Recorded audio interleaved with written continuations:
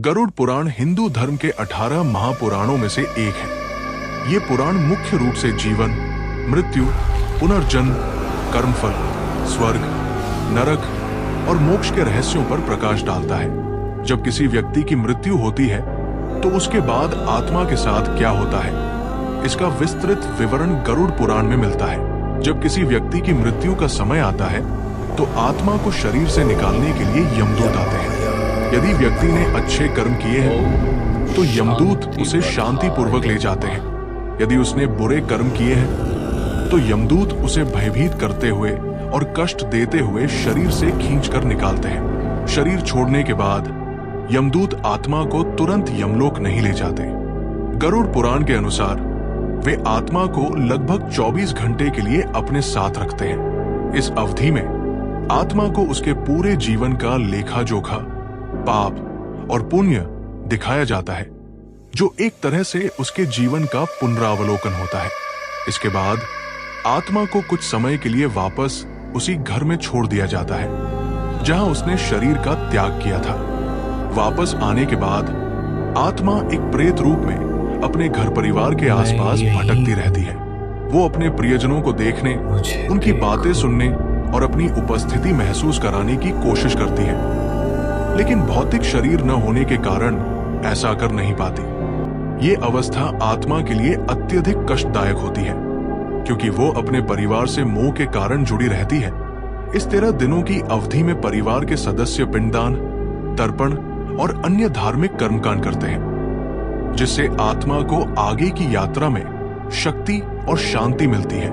यदि इन संस्कारों को ठीक से नहीं किया जाता है तो आत्मा को प्रेत योनि में भटकना पड़ सकता है। 13 दिन के उत्तर कार्यों के बाद यमदूत आत्मा को पुनः यमलोक की ओर ले जाते हैं। ये यात्रा अत्यंत लंबी और कष्टदायक होती है, लगभग 99,000 योजन, करीब 12,800 किलोमीटर। पापी आत्माओं के लिए ये मार्ग और भी कठिन हो जाता है। इस दौरान आत्मा को 16 बड़ी नदियों और विभिन्न भयानक रास्तों को पार करना पड़ता है। इसमें वैतरणी नदी भी शामिल है, जो गंदगी, कीड़े मकोड़े, खून और आग से भरी हुई बताई गई है। अच्छी आत्माएं इसे आसानी से पार कर लेती हैं, जबकि पापी आत्माओं को अत्यधिक कष्ट झेलने पड़ते हैं। इस यात्रा में 17 से 49 दिन लग सकते हैं। सभी कठिनाइयों को पार करने के बाद आत्मा अंततः यमराज के दरबार में पहुंचती है, जिसे धर्मराजपुर भी कहा जाता है। यमराज के सहायक चित्रगुप्त आत्मा के पूरे जीवन का लेखा जोखा प्रस्तुत करते हैं। इसमें व्यक्ति द्वारा किए गए प्रत्येक पुण्य और पाप, यहाँ तक कि उसके विचारों और कर्मों का भी विस्तृत विवरण होता है। इसी लेखे जोखे के आधार पर यमराज ये तय करते हैं कि आत्मा को स्वर्ग भेजा जाएगा या नरक। जिन आत्माओं ने जीवन में पुण्य कर्म किए होते हैं उन्हें स्वर्ग की प्राप्ति होती है। वे धर्मराजपुर में सुख सुविधाओं और सम्मान के साथ निवास करती हैं और सुखमय जीवन का अनुभव करती हैं। जिन आत्माओं ने पाप किए होते हैं उन्हें नरक की यातनाएं भोगनी पड़ती हैं। इन नरकों में आत्मा को उसके कर्मों के अनुसार विभिन्न प्रकार की भयानक यातनाएं दी जाती हैं, जैसे कि उबलते तेल में डालना, सांपों और कीड़ों से कटवाना, अंगों को काटना आदि।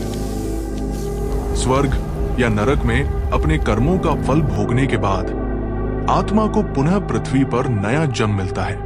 गरुड़ पुराण में 84 लाख योनियों का उल्लेख है, जैसे मनुष्य, पशु, पक्षी, वृक्ष, कीड़े मकोड़े आदि।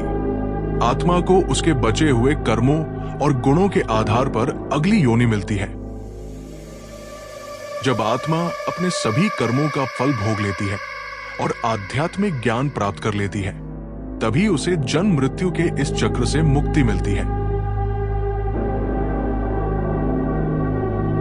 मैं हूं आपका दोस्त मनीष शर्मा। इस वीडियो को देखने के लिए आप सबका दिल से धन्यवाद। अगर वीडियो अच्छा लगा हो तो इसे ज़रूर लाइक करें और आपके अपने चैनल सीक्रेट ऑफ डिवोशन को सब्सक्राइब करना बिल्कुल न भूलें। Thank you.